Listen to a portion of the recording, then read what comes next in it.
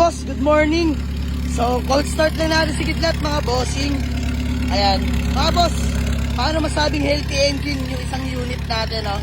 So, ayan mga boss, pakita ko sa inyo yung tambuting Kidlat.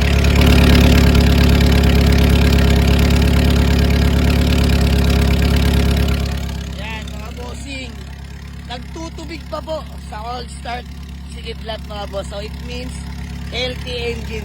So, shoutout sa AutoWorks sa pagbuo ng ating Project ESI mga bossing. So, yan lang yung daily routine natin mga boss, no? Painit lang sa mga alaga natin sa sakyan. Ayan, no? Papasok.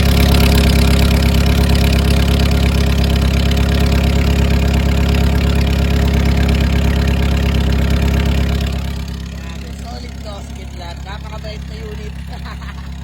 Ayan, pinapainit na natin mga boss. So, mamaya, break-in lang natin, patakbo-takbuin lang natin mga boss. Masama pag napopondo yung sasakyan. Minsan naninigip na yung mga preno niya pagka naka-stack lang mga boss. Mas maganda patakbo-takbuin nyo rin mga boss yung mga lagay yung sasakyan, no? Ayan, let's go. So yung white plate, inaantay ko na lang for release na. Yung white plate ni Kidlat, so temporary plate na yung harapan niyan mga boss. Hindi ko okay naman. So ito, inaantay ko na lang yung white plate ni Kidlat mga boss. Ayan, so looking pa rin tayo ng donor car. Baka may binibenta kayong donor car ESI. Fresh interior lang kailangan ko mga boss. The rest wala na. Bibili ko na po basta mapagkasunduan sa presyo. Let's go.